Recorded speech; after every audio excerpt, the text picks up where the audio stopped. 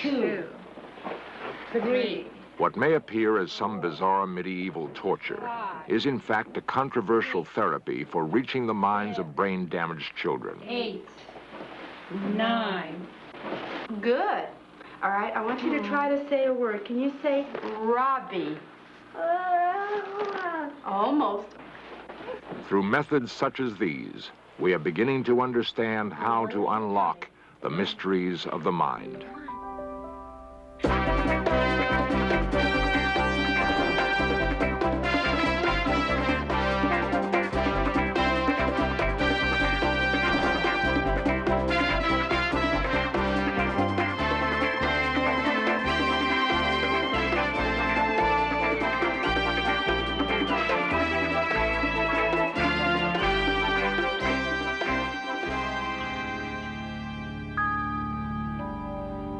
Scientists, including Russian medical researchers, have experimented with brain waves that may be capable of moving objects.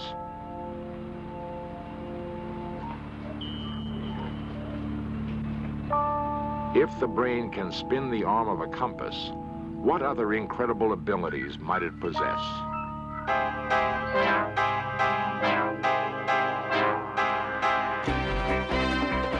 This series presents information based in part on theory and conjecture. The producer's purpose is to suggest some possible explanations, but not necessarily the only ones, to the mysteries we will examine. Some animals have highly developed brain areas that control the sense of smell, sight, or hearing. The eagle, soaring thousands of feet above the earth, can spot small prey instantly. More sophisticated animals have keener senses. Man possesses the most complex brain of all, yet he has never finely honed his perceptions. Why? Animals provide us with a valuable opportunity to study the brain's evolution. From them, we can learn more about how the human brain functions. At the Brain Research Institute at UCLA, Dr. Michael Chase carries on one of more than 100 separate studies on the human mind. Experimenting with laboratory cats, he developed an instrument capable of isolating a single brain nerve cell. Dr. Chase is able to record the entire life of the cell. Now, the brain, as you know, is composed of literally billions of nerve cells. And each nerve cell is more or less the same, but it's the interconnections between nerve cells and what goes on at the level of a single nerve cell that fascinates us. What we're trying to do then is to study how one nerve cell works. If we can understand how one nerve cell works, we can understand how all nerve cells work, which is really how the brain functions.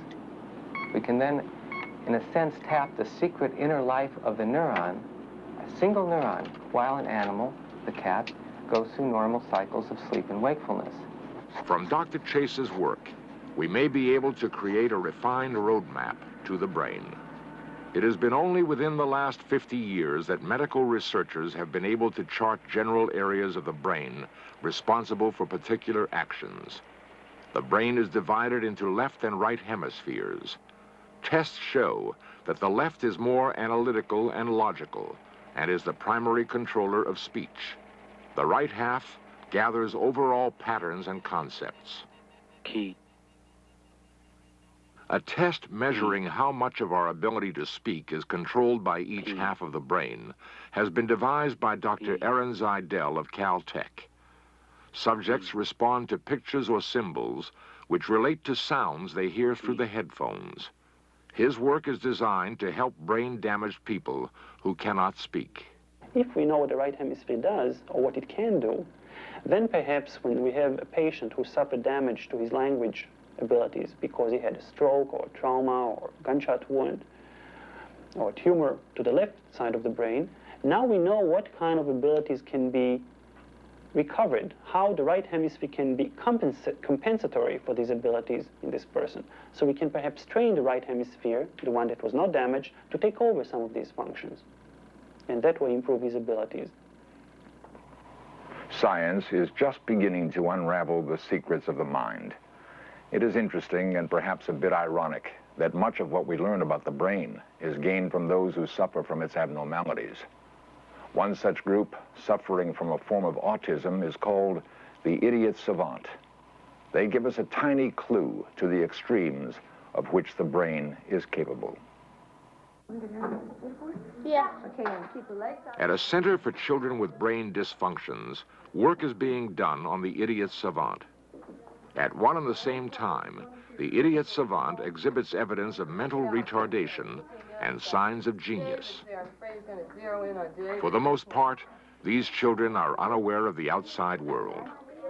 At the Morgan Center in Palo Alto, vigorous physical therapy programs are designed to help them interact with other individuals. Louise Emerson works with one of the rare idiot savants, Michael. When asked why In Search of cameras were present, he easily answered. He's circling to film a story about the brain.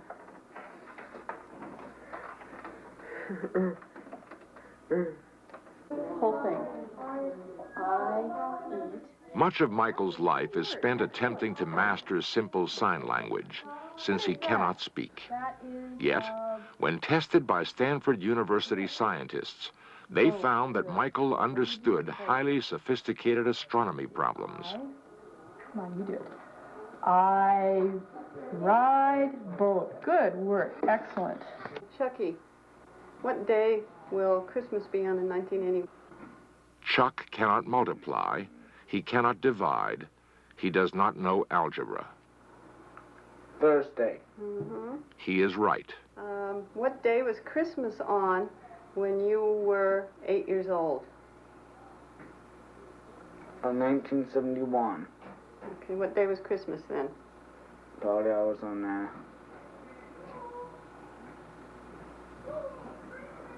Saturday. Uh-huh. Is this cheese and tomato? No. Is this cheese and tomato? While Chuck can identify days of the year, both past and future, he encounters incredible difficulty in reading the simplest restaurant menu. Okay, here we go all the way down.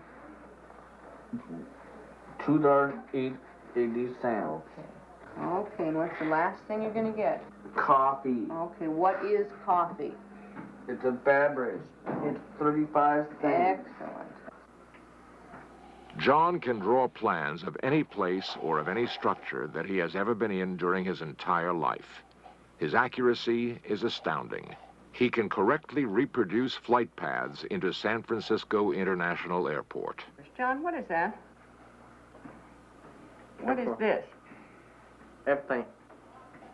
Well, a child who is autistic, who has not received any remediation, demonstrates apparent inability to really see or hear much of what goes on in his environment.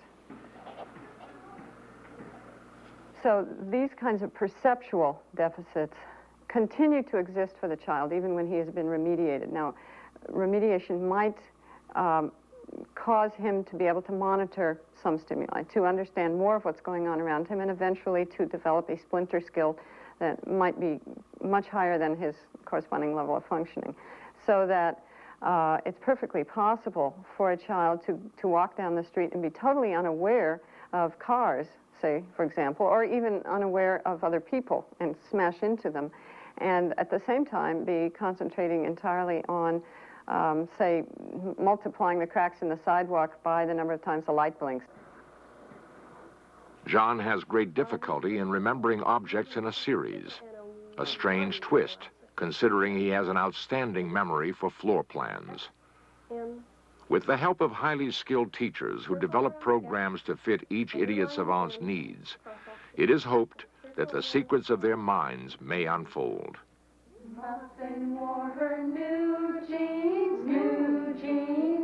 People often ask why so much time, effort, and money are spent on the idiot savants.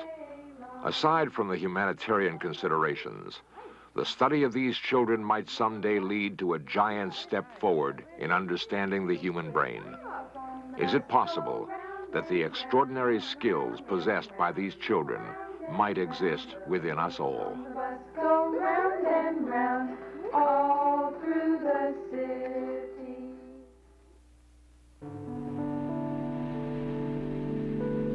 Medical researchers have discovered within the last 20 years that it is possible to monitor and record the brain's electrical activity. From the different types of waves given off by the brain, we know that various patterns or states of mind exist. Some of these patterns or states of mind correspond to what happens when a debilitating disease, such as epilepsy, strikes. Through training, previously uncontrollable epileptics can be taught to maintain certain brain waves and eliminate seizures. Dr. Barry Sturman explains. We believe we've discovered a state which is anticonvulsant. There are drugs which are anticonvulsants. These drugs apparently produce changes in the nervous system which can be empirically defined as anticonvulsant. It is possible that they activate certain normal patterns in the brain which are deficient in epileptics, and that this activation can be achieved in other ways, namely by teaching the patient through this operant conditioning method to alter neural circuitry and produce this state which is more resistant to seizures.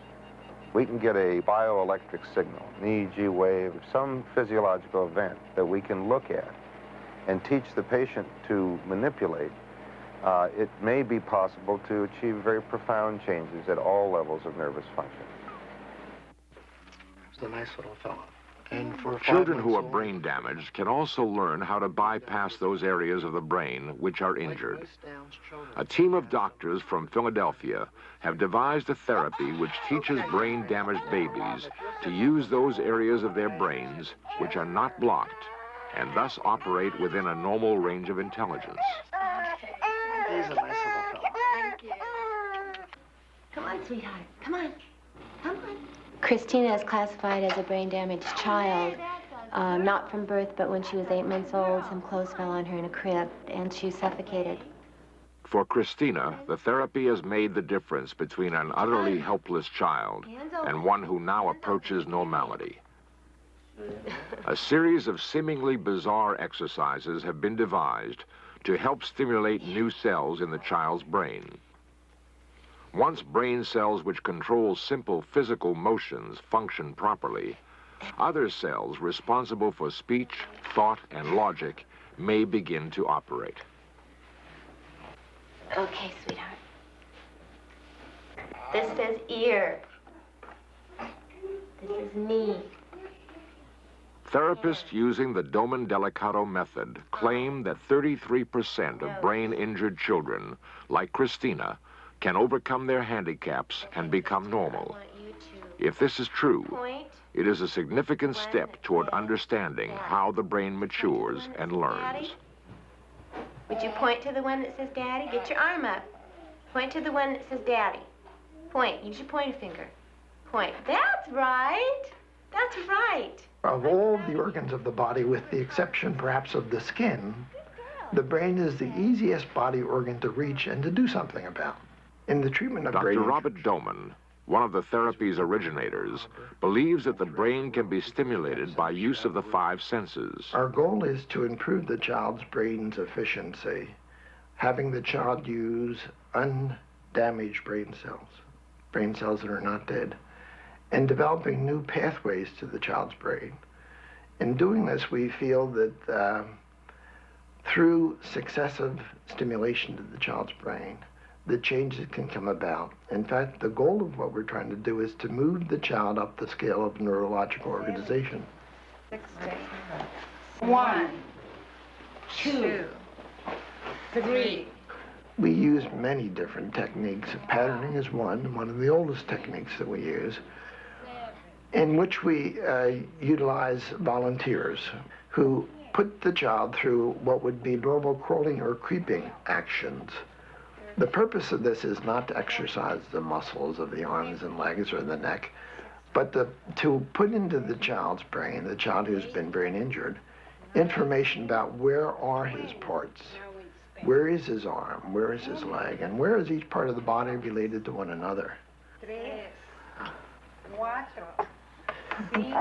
As we look at normality and the brain's potential, we agree with many before us who say that you and I as normal people may not be using our brain very effectively.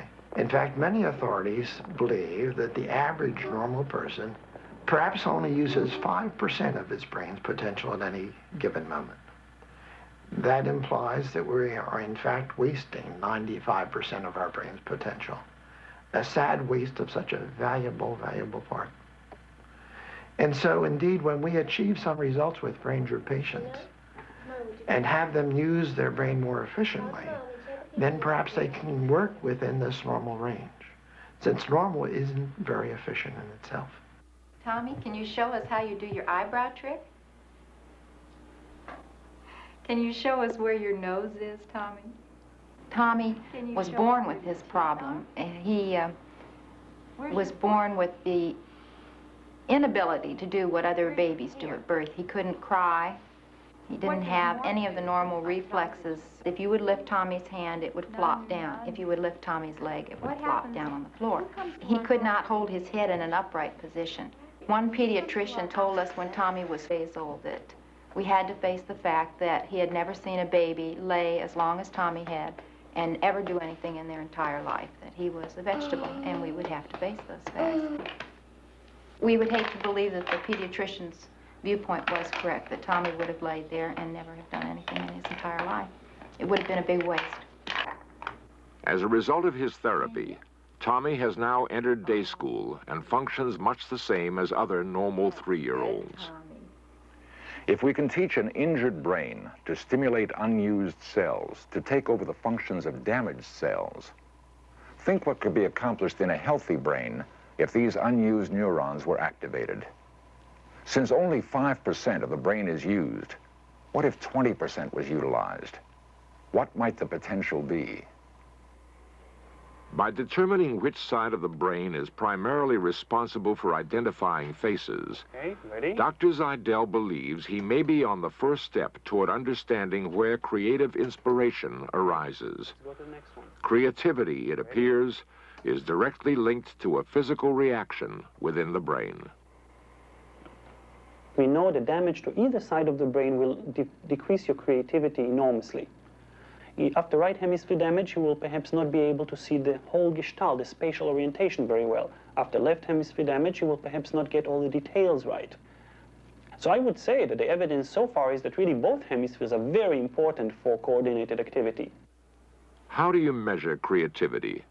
More importantly, how do you tap it? Dr. Betty Edwards, by teaching pupils to look at and draw pictures upside down, has enabled non-art students to utilize untapped portions of their brains and to become accomplished artists. Upside down, you no longer can view the drawing as, say, a man sitting in a chair wearing glasses and so on, that verbal knowledge becomes suppressed. As you look at the lines, I want you to try not to name things. When you come to parts that you can name, the H-A-N-D-S, try not to think to yourself in terms of words, but simply copy off the lines just as you see them. Part of my work is based on a study that I did in which half the students were presented with the Picasso drawing right side up and told to copy it. The other half of the students were presented with the same drawing upside down and asked to copy it. And the results of that experiment showed that there was a significant difference illogically, that the upside down drawings were better than the drawings done right side up. Now this goes against common sense, doesn't it? The hypothesis of that study was that upside down, our normal way of regarding visual information, coding it into words, recognizing parts, symbolizing, is shut off. That part of our brain will not deal with upside down information. Upside down, the brain is forced to process the information in a different way. By using Dr. Edwards' method, it seems possible to unlock a creative area of the brain previously ignored.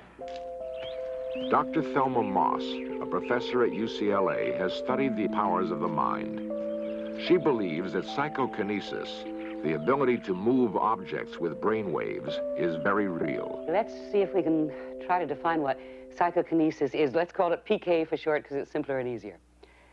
PK, for whatever fantastic processes are involved, is the ability for somebody, just by a look of the eye or something that emanates from his hands, the ability for that person to move objects without touching them. Some of the early best work comes out of the Soviet Union. There's a lady there, her name is Madame Kulagina, and when this power is working in her, she can simply stare at a box of matches that have been scattered on a table, concentrate on them, and you can see the whole group of matches as if they were one, magnetized together, moving sometimes away from her, sometimes toward her, and something in her brain makes this occur. When we try to figure out what psychokinesis is, what is it that moves objects at a distance, we can say that it may be an energy that comes from the body that we are not yet, I underline the word yet, not yet able to harness. It will perhaps require years of study by brain researchers before we will be able to understand and harness the true potential of the brain. Professor William Tiller of Stanford University has extensively studied the mind and its potential. I think that if we work at tapping our brain power and really work at it, I think the results will be absolutely phenomenal. My own feeling is that we use a very small portion of our latent abilities, but if we focus on them, I suspect that the new man, that is the new man would begin to perceive and function at 5-dimensional and 6-dimensional levels of the universe compared to present man functioning at a 4-dimensional level. And I think that the new man, or the new humanity, will be as far beyond present man as present man is beyond Neanderthal man.